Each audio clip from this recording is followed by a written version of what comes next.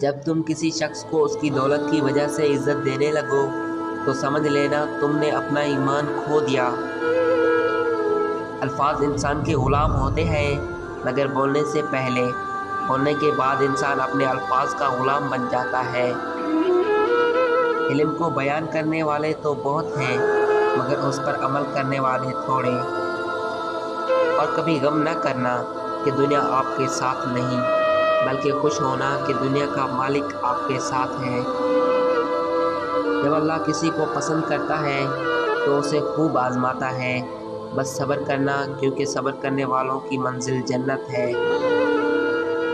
حالات اگر برے ہوں تو یقین رکھنا چاہیے کیونکہ خدا جب کچھ لیتا ہے تو اس سے بڑھ کر نوازتا ہے۔ اگر کوئی تم سے پوچھے بتاؤ زندگی کیا ہے تو تم ہتھیلی پہ ذرا سی خاک رکھنا اور اسے اڑا دینا۔ جسمانی رشتے مختصر زندگی تک محدود ہوتے ہیں، آخرت میں ہم ان کے ساتھ ہوں گے جن سے روحانی محبت ہوگی۔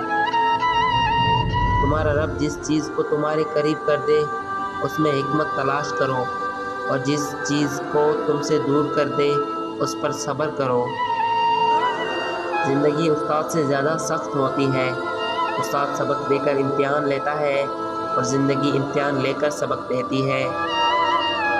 لوگ جتنا بھی دل دکھائیں یہ یاد رکھا کریں کہ جب اللہ کے بندے ہمیں توڑتے ہیں تو ان کا توڑنا ہمیں اللہ سے جوڑتا ہے۔ کسی انسان کو پتھر سمجھ کر ٹھوکر مت مارو بلکہ اسے تراش کر دیکھو، شاید وہ ہیرا ہو۔ اپنے دل کو مضبوط بناؤ اور اللہ پر یقین کرو، وہ تمہاری ہر مشکل آسان کر دے گا۔ جو دل دوسروں کی تکلیف دیکھ کر بے چین ہو جائے تو جان لو کہ اس دل میں اللہ رہتا ہے۔ حضرت علی کا فرمان ہے کہ اگر زندگی کو ہمیشہ خوشیوں کے ساتھ گزارنا چاہتے ہو تو غمزدہ لوگوں کے غم سنا کرو، کبھی دکھی نہیں رہو گے۔ سب کچھ اللہ پہ چھوڑ دو کیونکہ اللہ کا فیصلہ ہی حق کا فیصلہ ہوتا ہے۔ جب لوگ تمہیں تکلیف میں اکیلا چھوڑ دیں تو جان لو کہ اللہ تمہارے کام کا ذمہ خود لینا چاہتا ہے۔